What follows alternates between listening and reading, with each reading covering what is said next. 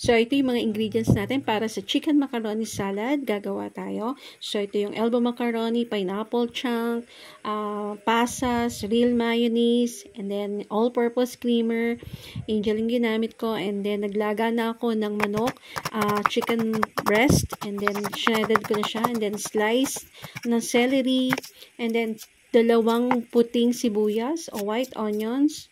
So, chinap ko lang siya and then gagamitan natin siya ng food processor para maging pino yung ating sibuyas at hindi and then, imimix lang natin siya dun sa isang mixing bowl para magsama-sama siya. And then, nag-slice ako ng medium na apple o mansanas. So, ginayat ko lang siya ng maliliit na per cube and then binabad ko siya sa pineapple juice para mawala para hindi siya mangitim.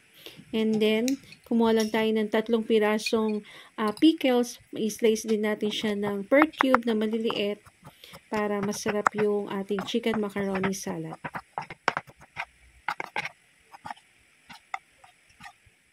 And then after that, ang keso natin, nag-slice lang ako ng kalahati. And then slice natin ng per cube ulit.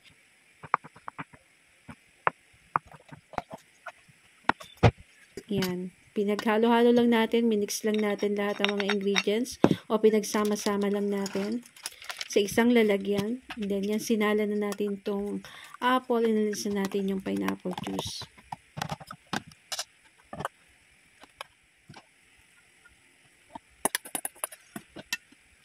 Okay, after that, ang pineapple naman, in-strain lang natin. And then, nag-slice tayo ng carrots. Ito ay nilaga ko na kasama kanina ng mga manok para medyo malambot yung ating carrots.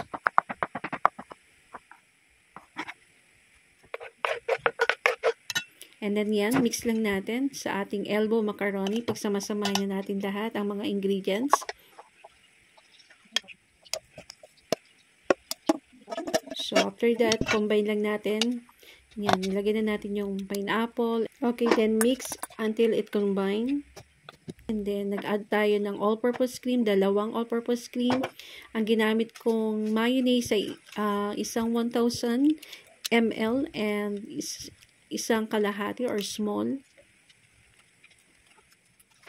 And then, half ng condensed milk yung nilagay ko para mag-balance yung sweetness. And then, naglagay na rin ako dyan ng asin at ng pamintang durog o white pepper. So, after that, after mix, nilagay natin sa lalagyan.